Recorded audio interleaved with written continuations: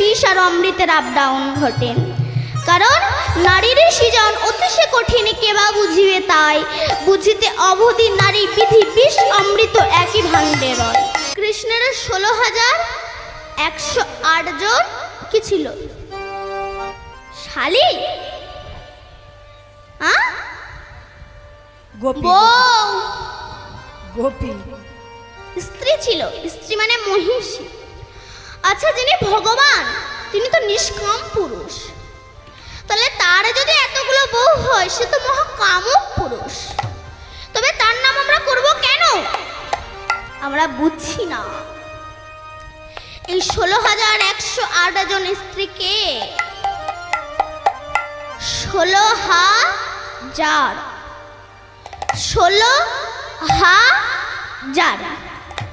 16 জন হা করে আছে আপনার আমার সবার দেহের মধ্যে আমাদেরকে খাবে বলে। এই 16,000কে একটু বলি, 10টা ইন্দ্রিয় আর ষড়রিপু। এই 10টা ইন্দ্রিয়ের মধ্যে যেমন নখ বলছে আমাকে একটু নেল পালিশ দাও না গো, ঠোঁট বলছে আমাকে একটু লিপস্টিক দাও না গো, চুল বলছে আমাকে একটু গোদরেজ দাও না গো। ভেতরে চলে যান, কামেন্দ্রিয় কি বলছে? আমি একটা ভালো পুরুষ ধরবো গো। পুরুষ বলছে আমি একটা ভালো স্ত্রী ধরবো। লোভেন্দ্রিয় একাদশীতে মুরগির মাংস খাবো।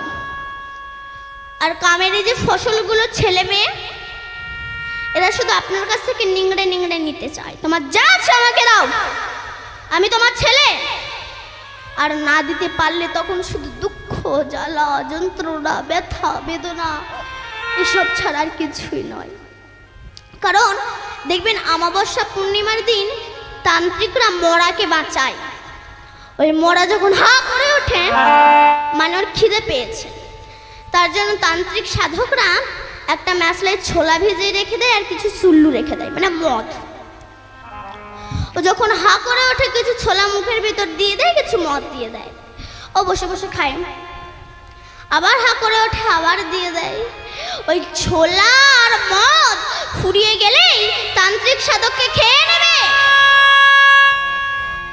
ঠিক তেমনি সংসার, ঠিক তেমনি এরা শুধু আপনার কাছ থেকে নিংড়ে নিংড়ে নিতে চায়। আর এই যে লোভেন্দ্রিয়, আমরা একাদশী, অমাবস্যা, পূর্ণিমা সব দিন মুরগির মাংস খাই। অনেকে যদি বলে বাবা প্রতিদিনই তো মাছ মাংস খাচ্ছিস, অন্তত অমাবস্যা, একাদশী, পূর্ণিমার দিন খাস না, সে তখন কি বলে জানেন? আপনি বেশি জানেন, আত্মা ভগবান, আত্মা যা চাই গিলে যাও তাই। কেন আপনি কি আত্মার দাস? আত্মা যা চাইবেন আপনাকে তাই খেতে হবে?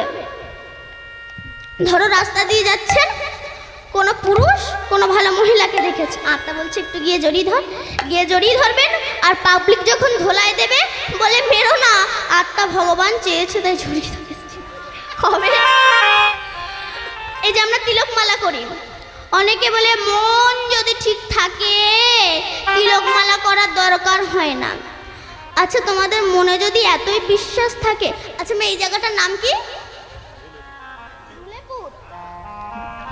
তোমাদের মনে যদি এতই বিশ্বাস থাকে, কাল সকাল 10টার সময় আপনার যা আছে আংটি, চেন যা আছে পরে ল্যাংটো হয়ে ধুলেপুর গ্রামের কাছাকাছি বাজারে ল্যাংটো হয়ে ঘুরে বেড়াবেন। লোকে যদি বলে এই প্যান্ট পরিসনি কেন রে, তখন আপনি বলবেন মন যদি ঠিক থাকে প্যান্ট পরা লাগে না। হবে? হবে না। যারা পুলিশের চাকরি করেন তারা যদি ধুতি পাঞ্জাবি পরে আর চাকরি করতে আসে, আর আমাদের মুখ্যমন্ত্রী মমতা ব্যানার্জি যদি বলে এই তুমি পুলিশের ড্রেস পরনি কেন, তখন সে বলবে দিদি মন যদি ঠিক থাকে পুলিশের ড্রেস পরা লাগে না, মনেই পুলিশের ড্রেস পরে দেয়, তোমার চাকরি আর থাকবে না। তাহলে বোঝা গেল এই 16,000কে। এবার 108 জন জপের মালার ভিতরে, 100 জন হচ্ছে নামী, আর 8 জন হচ্ছে অষ্টসখী বা অষ্টবস্য। এই হচ্ছে কৃষ্ণের 16,108 জন স্ত্রী। একদিন নারদ কৃষ্ণের কাছে এসেছেন। কৃষ্ণ বলে হরে কৃষ্ণ, এসে এসে নারদ বসিয়েছে। হে নারদ ঋষি, বলুন আপনি কেন এসেছেন?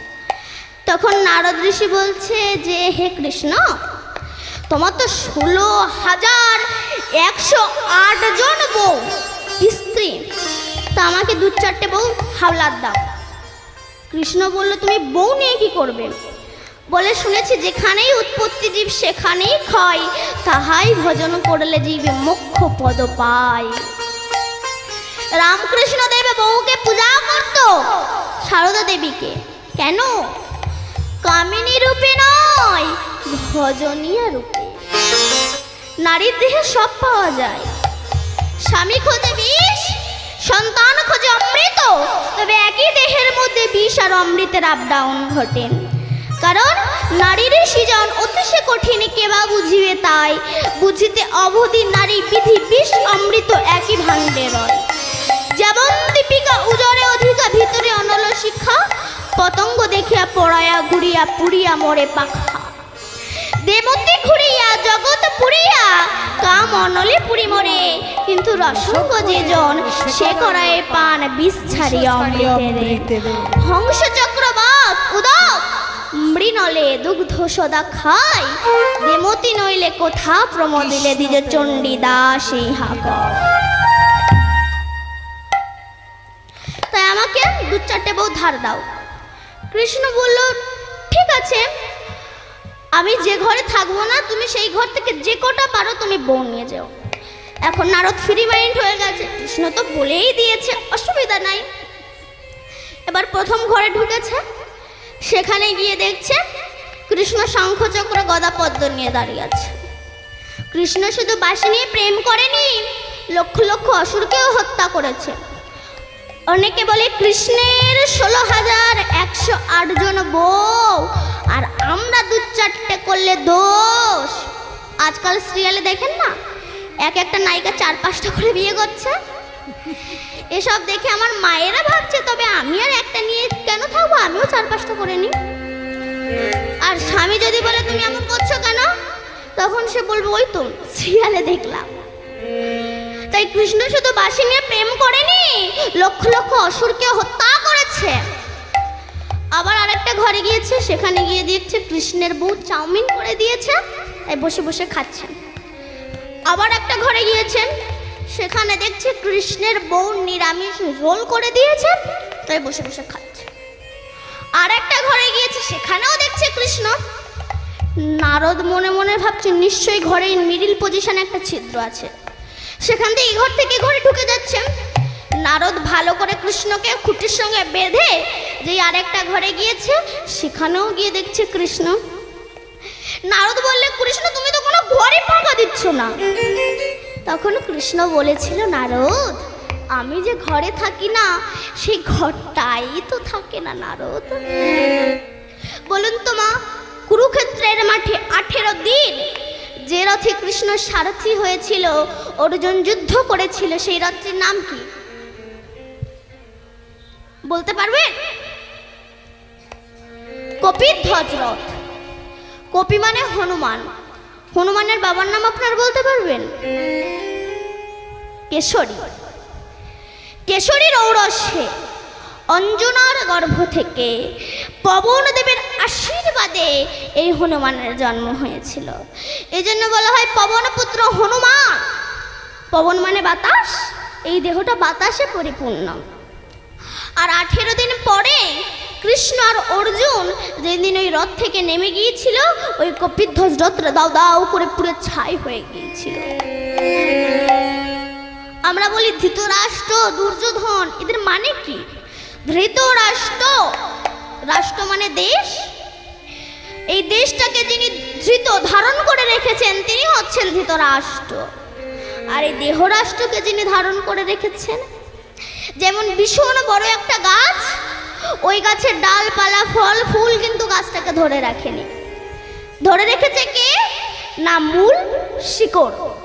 তেমনি আমাদের এই হাত পা কান নাক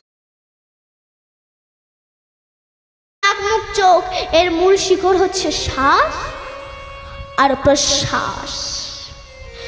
কুরুক্ষেত্র মানে কর্মক্ষেত্র, এই কর্মক্ষেত্রে 18 দিন যুদ্ধ মানে 18 মুকাম জয় করা।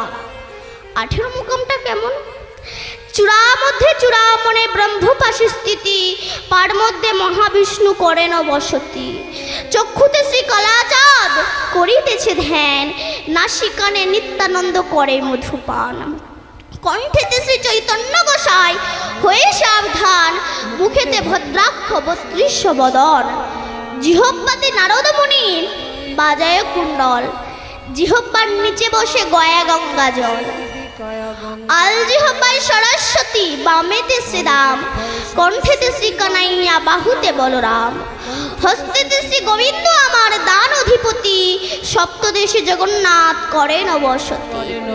নাভি বলে ব্রহ্মা সদা করিতেছে লীলাম, লিঙ্গে মহাদেব বসিল চন্দ্রকলা।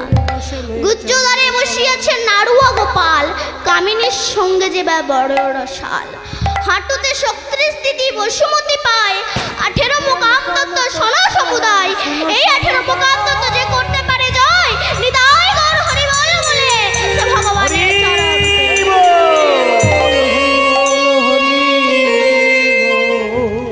তাই যতই ভুরু টেনে সোজা করো, আর যতই ঠোঁট লাল করো, যতই চোখ কালো করো, আর যতই চুলে গোদরেজ মাখো, কৃষ্ণ আর অর্জুন যেদিন এই দেহরথ থেকে নেমে যাবে, এই দেহটাকে বাঁশের দোলায় চড়িয়ে গরুর দড়ি দিয়ে আষ্টে পিষ্টে করে বেঁধে চারজনা কাঁধে করে নিয়ে গোবর জল ছিটাতে ছিটাতে বলো হরি হরি বলতে বলতে নিয়ে গিয়ে এই দেহটা শ্মশানে গিয়ে পুড়ে ছারখার হয়ে যায়। নারদ, আমি যে ঘরে থাকি না, সেই ঘরটা থাকি না নারদ। তখন নারদ মনে মনে বলছে আমি দণ্ড বাঁধিয়ে দেব। কেমন না, সত্যভামার কাছে এসে বলছে, জানো সত্যভামা, তোমার কৃষ্ণ না তোমাকে একটুও ভালোবাসে না। বলে কেন? বলে যদি ভালোবাসতো আমি গিয়ে দেখলাম তোমার কৃষ্ণ রুক্মিণীর মাথায়টা পারিজাত ফুলের মালা দিয়েছে, তোমাকে না দেয়নি। সত্যভামা রেগে একেবারে লাল হয়ে গেছে। আসুক আজকে। যেই না কৃষ্ণ এসেছে, সত্যভামা একবার শাড়ি রাখলে কোমরে গুজে, তুমি আমাকে ভালোবাসো, তোমার সঙ্গে আমি আর একটা কথা বলবো না। কৃষ্ণ হঠাৎ ভাবছে হঠাৎ চেঞ্জ হয়ে গেল কেন? বলছে সত্যভামা, তুমি তোমার প্রিয় নায়িকা, তুমি এমন হয়ে গেলে কেন? তুমি এমন করছো কেন? অত অভিনয় করো না, আমি তোমার অভিনয় বুঝি। তুমি যে রুক্মিণীর খোপায় পারিজাত ফুলের মালা দিয়েছো, কই আমাকে তো দিলে না। তখন ভগবান মনে মনে বলছো, তাহলে এটা নারদের কল, ওই জন্য আমি হয়ে যাচ্ছি দুর্বল। তা কৃষ্ণ বলছে সত্যভামা, না আমি তো শুধু রুক্মিণীর খোপায় পারিজাত ফুলের মালা দিয়েছি, আমি পারিজাত ফুলের গাছ এনে তোমার উঠানে বসিয়ে দেব। ব্যাস, পারিজাত ফুলের গাছ এনে উঠানে বসিয়ে দিয়েছে। নারদ ভাবে এতেও তো দণ্ড বাঁধলো না, আমি আবার দণ্ড বাঁধাবো।